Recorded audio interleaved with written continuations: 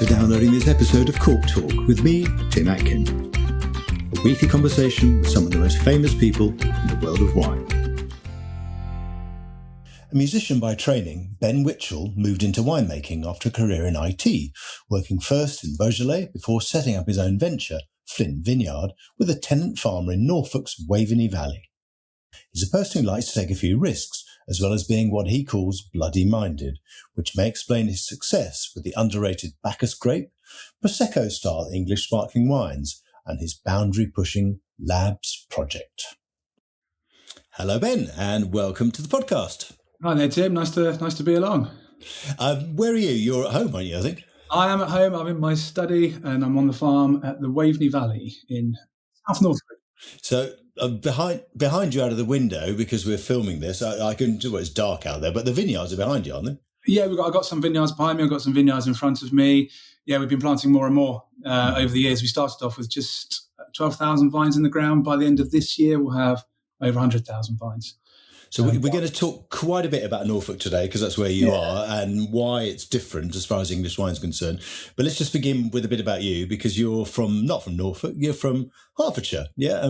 Was wine part of your life growing up? No, not really. Not at all. I was a typical young lad. Started drinking when I was about, 16. 14. Are you allowed to say that? Yeah. When I was reasonably young, found a local pub where the landlord let us go and play pool, and it was better to be there than on the streets. And no, I didn't really have any interest in wine until my mid-20s, really, to be honest. Yeah.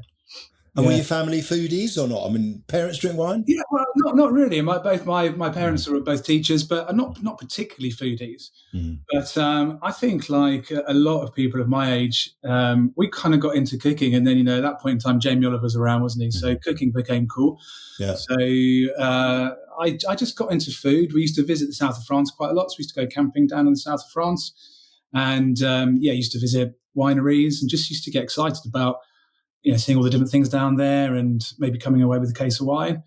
And it was just something that I just was just fascinated about. And then I picked up a few books, probably written by the likes of you and Jancis and Matthew Jukes and all of those sorts of things, and just started researching it, did some of the WSET things. And then, by that stage, I was probably sort of getting onto my late 20s. Well, we'll come back to that in a second. What did your parents teach? Were they musical teachers? Because you're very musical, aren't you? Yeah, both my parents are music teachers. So, Mum started off as a music teacher in a secondary school. They went on to be headmistress of a primary school. And Dad was a secondary school music teacher. And then he went on to be a county music advisor. So, yeah, really musical family. I mean, you're a bit of a one-man band, because you studied music at university. You studied, trombone, piano. Yeah. You also play the guitar and the bass guitar, don't you? I do, yeah. So I used to play the bass guitar in a grungy band when I was at school, which was terrible. Actually, it wasn't too bad. And then, I've always loved playing the guitar, but my parents were very much into classical music. So I trained, classically. I went to university and I did a classical music degree, but that was really never my passion. So, I now have the opportunity to play the guitar in a band. And I really enjoy it. It's great. I mean, did you ever think you'd make a career out of music? It's pretty difficult, isn't it, to make a living out of music? It is difficult, yeah. I mean, I sort of rebelled when both my parents were teachers. I didn't want to be a teacher. So I remember when I was sort of 17 and Mum and Dad were saying, what are you going to do? Are you going to teach? And I was like, no, I don't think so. And they said, what are you going to do? I don't know. Everything, it'll be okay, don't worry. And then when I started thinking about going into wine, as I was about to quit my job, which I developed in IT, they were saying the opposite. I was saying, I think I should go back. I should go into teaching. Oh, did you say you thought about following them back into teaching? Yeah, I was like, I want to do either music or wine, because I want to go back to something creative, because that's what's at the heart of what I do. And it was at that point, it was either wine or music, because I developed an interest in wine. I could see that. Yeah. But music, it was probably a bit too far gone by that stage, because I think if you want to be a professional musician, you sort of have to know when you're quite young. Yeah, and I think even then I know a couple of professional musicians, and it's a bloody hard life, isn't it? I mean, it really is. Yeah, I was taught by the couple of people that taught me the trombone, the principal trombonist, one of them was the BBC Welsh, another one, they have very, very prominent trombonists. And, they told horror stories of people that were way better at the trombone than me, that ended up not being able to find a job. There's only 5 jobs if you want to be the principal trombonist of the London Symphony Orchestra or whatever it might be. It's like playing the violin, where there are dozens of them in an orchestra, dozens, but a dozen, aren't there? Yeah, but even then it's quite tricky. So that didn't happen. And then, sort of in my late 20s, it was a decision. I want to do something more creative. I don't want to carry on with the career that I've fallen into, which is IT. How did you end up in IT? Because that was a sort of a bit of a cul-de-sac, wasn't it? It was a little bit. So I graduated from university first time around when I did my music degree. I didn't want to go into teaching, and really there weren't that many options open to me. So I ended up just getting a job in a factory. So I was working in a logistics department, packaging up catalytic converters for cars, which was actually quite good fun. And I worked 12-hour shifts, and it was real sort of old-fashioned factory. So really, really interesting characters there. It was great. And I just got into all the IT systems. And I remember there was a sales chap who was a bit of a whiz at computers, and he came along and we were fiddling around with all the databases, and we just kind of rewrote all the systems that we worked with. And then I got just a promotion there when I got moved across to the sales team and took a job as a business analyst. And then I stopped working there. I did a little bit of traveling. And then when I came back from traveling, just carried on a career in IT working for the London Underground, and then stopped doing that and went traveling again. And that was 2007. Came back from traveling in 2008. And I developed my interest in wine at that stage. Went to Argentina, went to Chile, went to New Zealand, Australia, South Africa. And then I'd had a lot of time to think. And so at that point, I was thinking, right, music or wine. And did a little bit more IT just to tide me over, and did that as a self-employed sort of IT contractor, consultant, if you like. And then wrote a letter to every one of the English vineyards in the country at the time, just saying, saying gives a job. Yeah. How do I become a winemaker? And a lot of them wrote back to me and said, well, you can come for an apprenticeship. And I pooted along to a couple of them and did a few bits and bobs, and they offered me work. But a lot of them put me in touch with Plumpton College, which is the sort of established the educational hub, if you like, of winemaking in the UK, based down in East Sussex, which you'll know very well. I do, yeah, and a great place. I mean, I've been down there. I mean, it's formed so many winemakers, isn't it? I mean, so when did you go there? Because it's a 3-year course, isn't it? 3 years. So I quit my job and I went there. Did a full-time course. So I relocated and lived in Ditchling, which is just outside Brighton. Drove to Plumpton every day and really focused on just doing it as best as I could. And were you working in wineries at the same time or not? Yeah, being a bit older and going back to university as a mature student, you are obviously more mature and you kind of approach it a bit more sort of vocationally. So I got jobs working there was a lady called Jonica Fox she makes lovely sort of trad method wine in East Sussex, West Sussex, called Fox and Fox. I worked for Will Davenport, who's an organic winemaker. I worked for a number of other ones doing different pruning, Stopham Vineyard, Alison Nightingale. I can't remember the name of the vineyard now, blimey. And loads of different vineyards. And then and that's how you were earning a living, was it, on the side, really? Yeah, so my ex-wife, who's my wife at the time, obviously, she was earning as well. She was working in Gatwick at BA. So we didn't have much money, and we needed to earn as much as we could. And I was just trying to make the most of the opportunity. So I was a total nerd, total geek. And you did very well, didn't you? I did. Yeah, I received the top student. So I got the prize for the top thesis for the University of Brighton. Yeah, and ended up with the first. So I was trying to sort of make up for those times of a bit of misspent youth, if you like, and ended up annoying all the teachers. And it got to the stage, I think, by the time I submitted any of the papers, that they just looked at it, and it was so long they probably didn't bother reading it. They said, "All right, have a first. We'll just give them a good mark." And your first job after graduation, I mean, proper job, as a Plumpton graduate, was in Morgon, wasn't it? In Beaujolais region, Château-les-Grands-Cochards. I mean, why did you go there? Did you already speak French? Was there a link with France? No, not really. It was partly based on some limitations. I was a bit older than, most people that go to wine school tend to be a bit older. So I didn't have a huge amount of time in my life to go around doing flying vintages. I wanted to settle down and have a family, and that was a good compromise. So we were able to go down there for 2 years. That's where I had my first daughter. It was owned by an Englishman, but there was a French oenologue there. And I thought Beaujolais would be an interesting place to go. And it was also the ability to work more than just a vintage. So I could see... to get a proper job, yeah. Yeah, I see the full cycle of it, because I think, just going in and doing a vintage, you see one part of it, but not the whole thing. So that was really good. I did that for 2 years, and then decided to come back. What did that teach you? I mean, some French, obviously, or a bit more French. A little bit of French, although they speak a lot better English than we speak French, so that didn't work that well. But it taught me to throw out the rule book, if you like, and work out when the wheels will fall off, when you're gonna, working out what the limitations are of winemaking to a certain degree. It's like Michael Schumacher said, if you want to learn how to drive fast, you've got to fall off the track. Yeah. And there's a lot of quite traditional natural winemaking going on in Beaujolais. Yeah. And I was quite shocked when I went down there, because I was full of all of this stuff that I'd learned at Plumpton, and everything's quite basic. And so you really do see the limitations and how robust wine is as a product. And it was great. I met lots of people, lots of winemakers, visited all around the area, Macon and everywhere. And it was just a great experience. And you learned how to push boundaries, is what you're saying, because there were other natural people doing natural wines, and you thought, okay, I'll give it a go. Or yeah, kind of. I went and visited natural winemakers, but it's more the traditional ways that they work, and just gaining confidence and a comfort for wine, if you like, but also an appreciation that it's not all technical. When I was at college at Plumpton, I was very nerdy and very scientific about things, and you'd read. I read things like what was that? The Judgment of Paris.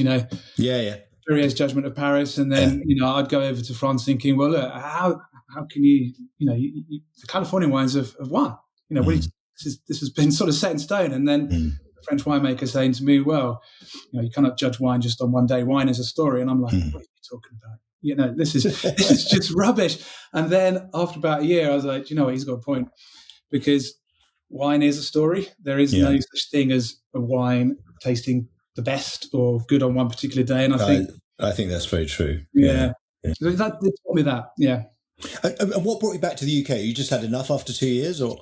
Well, the culture, I don't think I could live in France. Really lovely people, but it was really quite different culturally. And we just had a young daughter, so we wanted to come back to England. And also I did look, I nearly scraped together some pennies and bought about a hectare of vines in Saint-Véran. Oh, really? Really cool, yeah. But we couldn't afford it. And I just wasn't that motivated to do it, because the problem is this is awful thing. They're not set in their ways, but they've got such firm tradition that it's almost impossible to break away from it. So, it'd be like, well, what do I do? Well, you can borrow the press off Jean-Pierre. How am I going to do that? Well, you've got to use this method in the vineyard. What are you thinking about? And it's almost like a lot of it's done on automated pilot. If one person sprays in the vineyard, then everyone's out. They're all out there. And takes away a little bit of creativity. And I just thought the UK is such an interesting place to make wine. I've got loads of contacts here that I've made at Plumpton. It'd be much more exciting to come back and do it here. And how did you come to set up Flint Vineyard? I mean, did you go looking around other regions and think, hey, okay, we'll be able to plant some good grapes? Because you had a pretty good idea already, because you'd worked in wineries, and also, as you said, you'd done the course, so you must know loads of English winemakers, right? Yeah, no, I knew a lot of English winemakers. So again, that was a bit of a crossroads. It was either go and get a job for one of the big players, one of the big wineries, as a winemaker, or try and set up on my own. And again, I didn't have any money to do it on my own. I had lots of resources. Being a bit of a geek at Plumpton, I downloaded loads of weather data, and I'd overlaid it on the map of the UK, so I could sort of pinpoint where some of the good climates were. Oh, how interesting! And East Anglia really stood out. I was quite keen on making still wine, because there's a lot of great trad method wine being made, and I wanted to do something a bit different. So I wanted to make still wine. East Anglia stood out.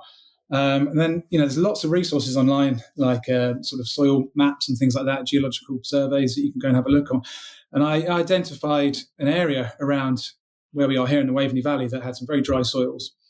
And it's very dry weather here and relatively warm, comparative to when you go further south. And I knew this area through friends and family. And there was a chap called Adrian Hitwell, who I'd met and become friends with when we used to do sort of social visits down here to meet the family. And he's into sort of cider making and beer making, and we used to just chat about stuff. He knew I was at Plumpton. And so after 2 years in France, I just emailed him out of the blue, and I said, I don't suppose you know anyone selling a plot of land that could be suitable for growing vines, south-facing, free-draining soil. And he said, well, I don't know what I'm saying now, but I've got some land that matches your description. So I came over. So you came over to see him, right? Yeah, 2014. Came over from France, met Adrian, saw the site. I had no idea what was here. This was his old family farm because he was an arable farmer. He's a tenant farmer, so he doesn't own the land. So he'd been farming as a tenant, and his father had done that before him. And he was really looking to sort of diversify because the size of his farm is only about 180 acres. And that's not really an economic livelihood for his children. And they weren't necessarily interested in farming anyway. They had other careers. So he was looking to, sort of diversify his farm. He hadn't planted any grapes then? Came up with the idea, right? Yeah. He had no idea about winemaking, and he's been a great business partner because, he's not tried to force his hand there. It's been very much, me from the winemaking side of things. But going into partnership with the farmer has been wonderful because as a vineyard person, I was not a farmer, and that was a bit of a culture shock. It's a tough life, and you need to be very practical and have mechanical skills and all that sort of stuff, which he had. Because it's fair to say, the kind of centres of the industry would be Sussex, I suppose, and Kent and Surrey, and maybe a bit of Essex now. I mean, Essex is pretty well known, isn't it? But Norfolk slightly less so. So you're a bit of a pioneer going there, weren't you? Well, I don't know about pioneer, but I think what a lot of people don't say is that sometimes you just got to do what you think is right and plant what you think is right. The people in Marlborough, Sauvignon Blanc, they weren't like geniuses. They just thought, we're going to give it a go, and they were lucky. There's a lot of people in the UK claiming that they've somehow found the terroir of the South Downs or Tunbridge Wells or Surrey or whatever it might be. Essex, whatever. Oh gosh, all of a sudden, this soil is going to change the world. And that's great, and it's lovely, but it was a bit of fluke, and it was as much thinking as possible. I knew the climate was good here. I couldn't go down to Essex. Being completely honest, Essex is probably a little bit warmer, and that's showing that they're producing some lovely, Pinot Noir and Chardonnay now, first class stuff. I mean, Essex is warmer than Cornwall, isn't it? I read somewhere. Is that right? Yeah, Essex is the best place to grow grapes in the country. Without a shadow of a doubt. It's bizarre, isn't it? It's not bizarre, but people wouldn't expect that, I don't think. They'd think, the further southwest you go down to Cornwall and Devon and those sort of places, it gets warmer. But the further east you go, the better. And if you look at all of those sort of climate change maps that they always show on the news and stuff, all of the stuff that's going red is the east of England.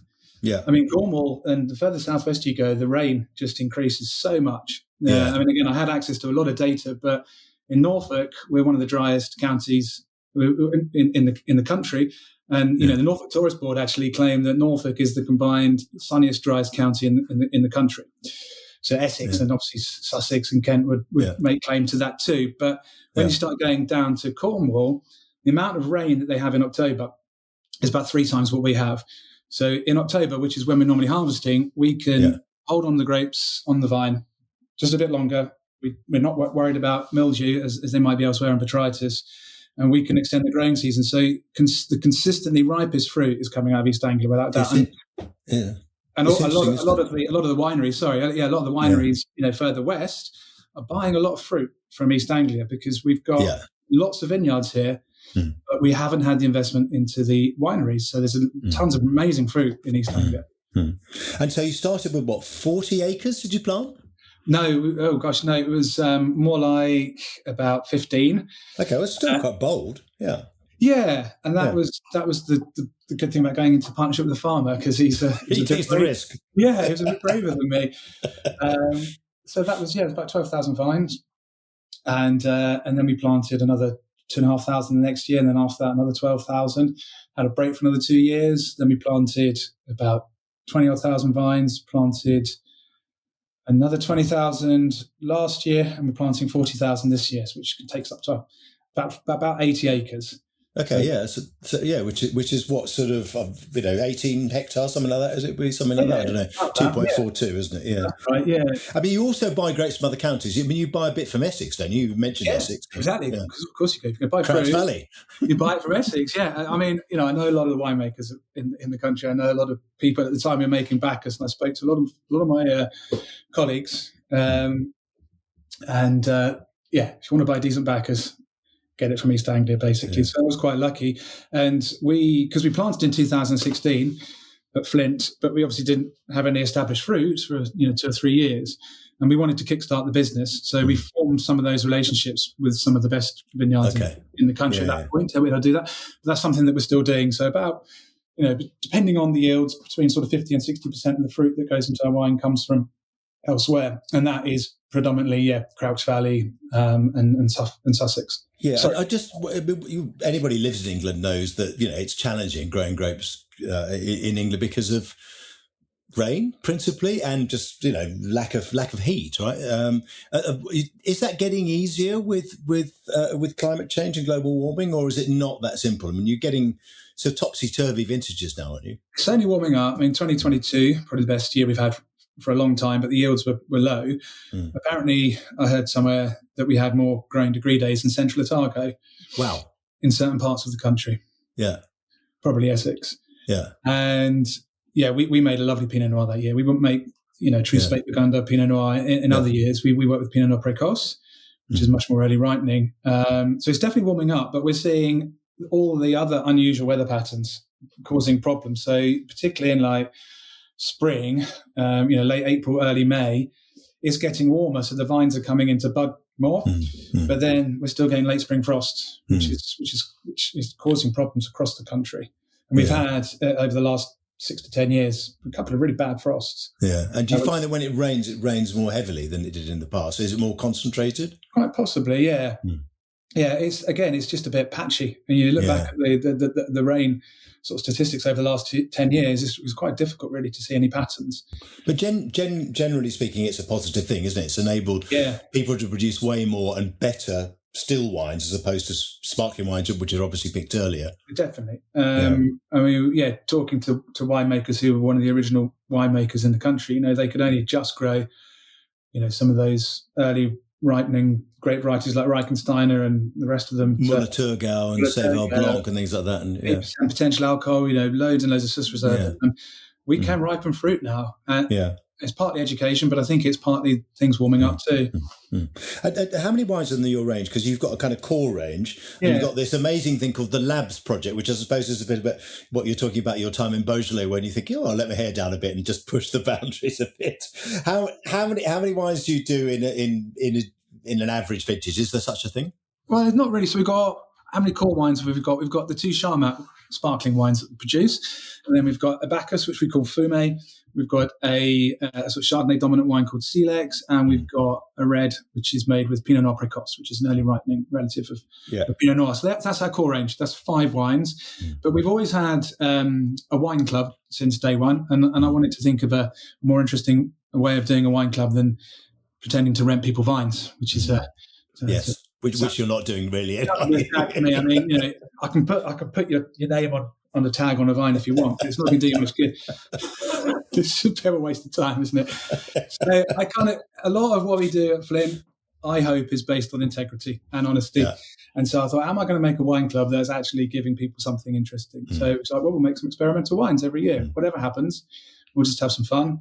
And so that's over the course of the years. We've been doing these experiments, and we've had like Amphora made Chardonnays, unfiltered things, orange wines, least contact, Sauvignon Blanc, Bacchus blends, wines in a can. Are there any wines that don't make it where you do a lab project and it screws up?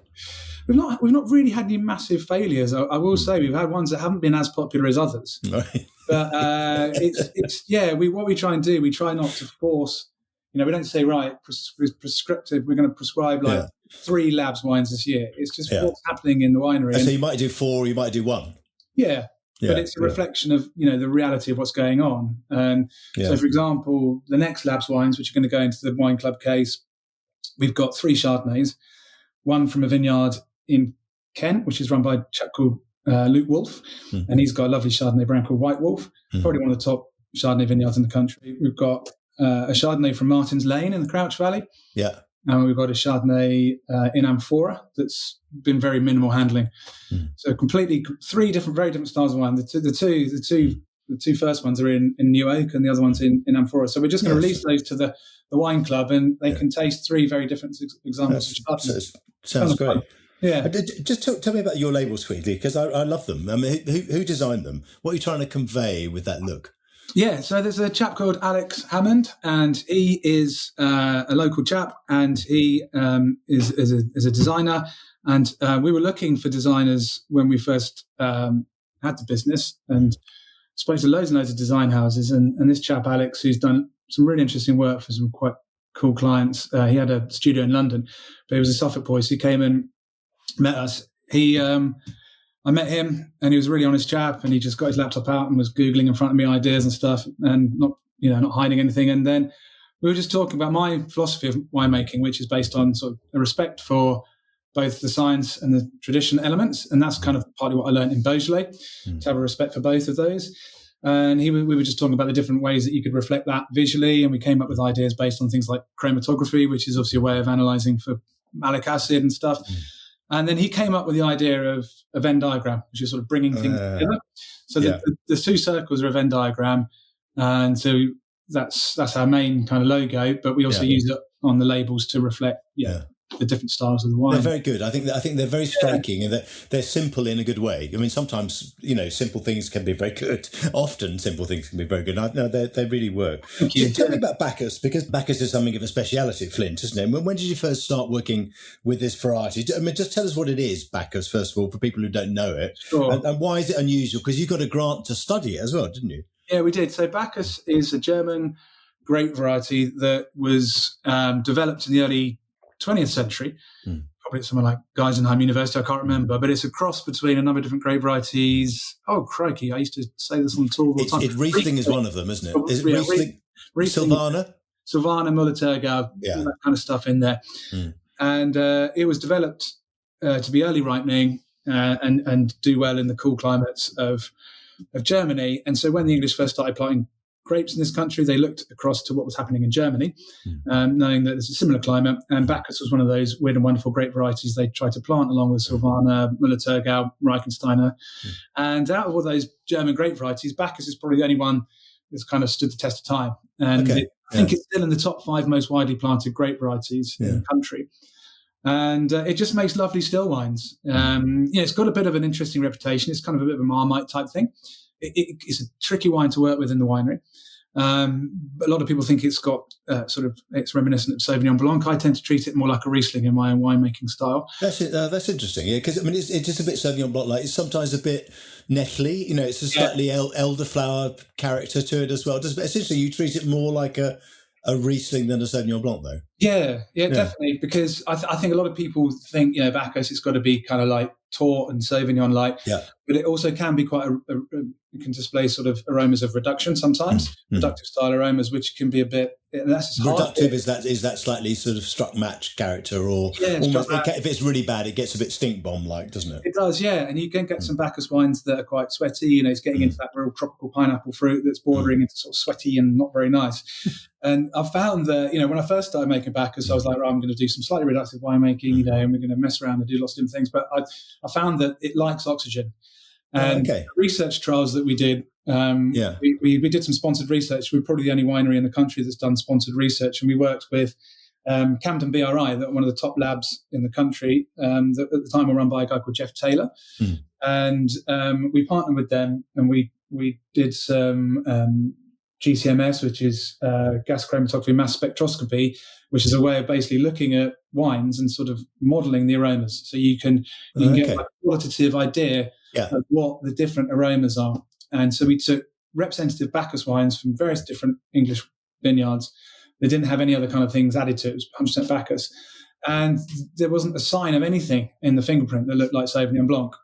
It was all kind of like Riesling, like terpenes and various lots of other interesting things as well. And it did also demonstrate that it was a very complex grape variety, lots of esters in there and things. So that really influenced the way that I work. It's underrated, really, is it, you would say? I think so, yeah. But we found that the best wines that we make from Bacchus use porous vessels. So things like, we use a lot of concrete now. So we don't make, all of our still wines don't see stainless steel. So, and that really helps Bacchus. So our Bacchus, we call it fume, which obviously means smoky. Yeah. And that's just a nod to the style that we've developed. So our Bacchus is 50% concrete, probably about 20% foudre. and the rest will be barrique, which are sort of and no stainless at all. No stainless, because it doesn't like that reduction, right? Yeah, I don't think so, and I think I think Bacchus, when you're skating on that really sort of taut stainless steely kind of like fresh thing, I think it's a difficult wine to deal with. I think it needs softening. I think it's naturally quite tannic. It's naturally obviously because it's English, it's got acidity there. So I just we've developed a different style. So it's a little softer. Maybe a little less shouty than some Bacchus. It's very good. It's slightly, as you said, it's not as shouty as some Bacchuses. Let's talk about Charmat method wines, because I think you were one of the first people to make them in 2017. I just wonder what the reaction was like in the English wine industry. Were they a bit dismissive? They're saying, why are you trying to make Prosecco when you could be making, champagne, as it were, or a champagne equivalent? I could tell you some stories, Tim, but you wouldn't. Go on, tell us. No, I can't. I'll get in trouble. Well, the reason I decided to make Charmat was because we had the opportunity to work with a type of grape varieties called peewees, which the long word for peewee means disease-resistant in German. And I looked this up in German, and I'm going to try have a go at saying this, because it's Pilz-Widerstandsfähige Traubensorten. That's what peewee stands for. Did you know that? Well, I did. I've had six goes at saying that, and I've just about got there in the end. But I couldn't have said it. Yeah, so these grape varieties have been the promise of cool climate winemaking, particularly in the UK, because a lot of winemakers have naively gone into it thinking, I'm going to plant a vineyard, I'm going to try and make a Rioja. And so some vineyard consultant's gone, great, well, look, you plant Rondo, happy days, you'll be fine. And then this poor vineyard bloke has gone along and planted a load of Rondo, and it tastes absolutely horrendous. Yeah. Because Rondo is a horrible grape variety that often produces wines that taste like rhubarb. Yeah, and it needs a lot of work. It needs a lot of work. It can do all right, but I don't like it. And so, peewees haven't had a good time. There's a lot of natural winemakers that are really trying to work with peewees, and now even in Champagne, they're looking into Voltis, aren't they? Which is they're bringing in alongside the Trab, the top three. So they don't get disease. So forget organics, forget biodynamics. You really don't have to spray these. So one of the things that people don't realize is that most organic farmers and most biodynamic farmers will be spraying copper sulfate. And that's another debate. But peewees, you really don't have to spray much at all. They're also incredibly well suited to our climate. So they're just easy to grow. But the problem is they ripen early, basically. They ripen early, But they haven't found a home, because I think people are so kind of like used to Chardonnay or Sauvignon Blanc, when you present them with something else that's a little bit different, they can't really get used to it. But we had an opportunity to work with a bunch of peewees, and so I didn't want to make a still wine.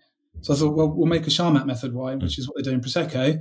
And we thought, well, we'll make a pink one, because if it tastes rubbish, then at least it looks nice. And we made a pink Charmat method Prosecco-style wine from peewees, and it just seemed to work. There was Rondo, there was Solaris, Cabernet Cortis, and this kind of vegetative nature that you get from Rondo just came across as a little bit of complexity. And it was bright pink, because these grape varieties are bright pink, which is lovely. And it's old, right? It's old. Everyone else is making like salmon pink rosés, but the sorts of grapes that we put through the press in the UK, what you see coming out of the press is bright pink. And again, we didn't want to hide that. And Matthew Jukes tasted it, and he was really lovely about it. And he's been a real champion of it. He said it was a bit of a game changer, and he said, it's fantastic wine. So we've sold more and more of that, and it's just become our lead wine. And we've always been honest about it. So from day one, we called it Charmat, whereas the other producer that was the first to produce it, I think about the same week we released our wines. It was a producer called Fitz, and they made a wine. I don't think they named it Charmat. So I think there has been a little bit of it's been a bit contentious in the English wine industry. So I think a lot of people because traditional methods. Well, I was going to say, because the tradition, the focus still of this industry is on traditional method champenoise, if we want to call it that, sparkling wines. Do you think, is the balance shifting towards still wine on the one hand and maybe Charmat type products on the other? Because the thing about traditional method wines is you've got to lay them down for a long time, haven't you? You're probably going to have at least 12 to 18 months on lees, and you might have way more than that before it's starting to be drinkable, right? I mean, we make some amazing traditional method wines, and all the people that have been making them have done a fantastic thing in the wine industry. But I went to I think it was 2018, the Cool Climate Viticultural Forum, or whatever it's called. It was hosted in Brighton, and there was Jamie Good standing up there saying, don't bother with anything other than Trab method. And I love Jamie; he's brilliant. But he said that he was wrong because what's happened, he wouldn't have been able to predict that, and no one else would have. Something's just happened. Distilled wines have taken off. And now you've got a lot of people that are really focusing that the next thing the people will be trying to do is produce high-end Chardonnays. And so still wine has really taken off. And the good thing about that really is that, most people drink still wine. I mean, people are moving away from wine anyway.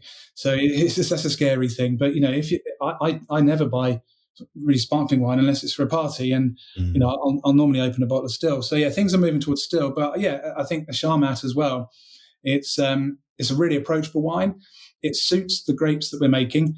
And it's not trying to be anything else. So we're not trying to copy another region. We're not saying we're trying to be Champagne. We're just saying this is a novel way of making wine using fruit in the UK, which is perfect for that style. And it's Charmat, and we should be proud of it, really. So, I just wonder if those styles, so Charmat and still wines, are potentially more sustainable as an industry than producing these wines that you have to store for a long time and keep on lees for sometimes 2, 3, 4, 5 years. Because you hear these horror stories about people who've got years and years of sparkling wine sitting there waiting for a market. Is that one of the reasons why you made that choice? Do you think? That's not the reason I made the choice. The reason I made the choice is because I'm bloody minded. And I saw no value in competing along with some of the brilliant people that are doing it. Plus, I don't think it's that interesting. Making traditional method sparkling wine is easy. One of the reasons we did it was because the grapes we were growing back in the day, they were so acidic, and that was the only option they had. Now, you might raise the question, if the chaps back in the days and the ladies back in the days who were growing peewee grape varieties predominantly, that were not tasting anything like Chardonnay and Pinot Meunier and Pinot Noir, if they'd had Charmat facilities in front of them, would they have got hold of the Champagne method? They probably would have used the Charmat method because they're growing all these weird sort of aromatic grape varieties. But they didn't. They just experimented with the trad method because it's a lot easier to take a bottle, stick some yeast and sugar in it, mix it up with a bunch of Reichenstein and see what happens. And it just so happened to go very well. But that doesn't mean that we shouldn't be making Charmat. And actually, when you look at the English wine industry, you could suggest that actually we've got some grape varieties which really suit that sort of style. So I was not interested in doing what everyone else was doing, and I wanted to do something different. And Prosecco, obviously made using the Charmat method, is a very, very popular style, and it's considerably more affordable than traditional method wines, isn't it? So it makes sense to me. But, It is. It does present its challenges, but just like Champagne and competing against Champagne presents its challenges, it comes down to price. And I think the English wine industry is able to compete on quality, but we're not yet competing on price. And when you think about how much the fruit, the raw materials that go into Prosecco cost versus what we're dealing with here, and Prosecco is the cash cow for most sort of pubs and restaurants. Even though Charmat has got good margins, it's still a very, very difficult arena to be playing in. Even if you're doing it very well, as you are, right? You can get a bit of a premium, presumably. Well, this is the thing. Where does it go? Because at the moment we live in this. So we have this notion in the UK that everything has to be premium. So if you make something that's an approachable wine, it's like, whoa, what are you doing? Oh, you're not allowed to do that. Crikey, it's got to be 30 quid or more. This is not right. Hang on a minute. I'd be much prouder if my Bacchus was sitting on the shelves of Waitrose at $14.99, and selling it hand to mouth to some customer that comes in at 25 quid or whatever. Because it doesn't mean it's a worse wine, and it's the same. It's the same with Charmat. So but it is a challenge. I don't think we're there yet, and I think as an industry we're not thinking about economies of scale, and we're too rooted in this notion that we can be premium and niche, and that's worked when we've only had a few 100,000 bottles, but when we're talking about multi-millions of bottles, not everything can fit into that tiny niche market. I think what you said is spot on. This premium and niche niche, by definition, is a niche, right? It's small. Niches tend to be small, right? And therefore, there's not that much room for everybody. Listen, I want to ask you something else. Is, you've made wine in France, obviously, because you're in the Beaujolais, Greece, I think, anywhere else, England, anywhere else outside those places? Just Napa Valley. I went over there for I did a harvest over there in my second year at Plumpton. And I went to a big winery, which was a custom crush facility, which was really interesting. So anywhere else that tempts you? Anywhere else you think, I'd love to make wine there? I'd love to go and do a vintage in Champagne for one of the small Champagne houses, just to see how they manage their press cycles. I'd quite like to go to Alsace and just understand a bit more about some of the sort of varieties that are similar to the UK, like Riesling and Pinot Blanc, and see how they handle those grape varieties. I'd love to see what you would do in Alsace in particular. I think it'd be really interesting, because I'm sure you'd be your style would be very well suited to those grapes. I think they're lovely. The final question I want to ask you is how you get away from wine, because I know you're a musician. I can see some guitars hanging on the wall behind you. Do you still play music? And how else do you get away from wine? Yeah, I do. It's difficult when you live on the farm to get away from it. But one of the nice things by living on the farm is you've always got nice people around you. But I play in a little cheesy covers band. And what's it called? What's the band called? It's called Yield, as in Yields. Yield, as in a farming yield. It was also a Pearl Jam album. For any of those that know that. And we play sort of 90s covers, but anything up to like the noughties. And we have a right laugh. I mean, here at Flint, we do loads of events and parties. Yeah, tourism's quite a big bit of what you do, isn't it? I mean, the wine club you've mentioned, but you've got a kind of barn there, haven't you, basically, where you're always doing stuff in there? Yeah, we've got a lovely barn, and we're developing it into a bit of a restaurant now. So we do supper clubs and Sunday roasts. We do tours every day. And we do little festivals. We do a thing called Flint Fridays and Flint Sundays, and they're just big parties where people can come along. It's free to get in. There's loads of food, and it's really good fun. I think that sounds brilliant. I mean, what a great story that, I'm glad you gave up IT. I know, yeah. It took a few years for me to. But you had guts to do it, didn't you? You took risks along the way to do it. Yeah, it was. It's been a challenging. There's been lots of ups and downs, a huge amount of ups and downs. At times I've questioned myself, but definitely worth it in the end. Brilliant. I've so enjoyed talking to you and hearing your story. I think it's inspirational to anybody who's in a job that they think, I don't really enjoy this job, but what I really want to do is make wine. Folks, you can do it. Go and do it. Follow Ben. Do what Ben did. Thanks, Tim. See ya. Cheers. I always admire people who make their own luck in life. And if you haven't done so already, you really must try Ben's wines.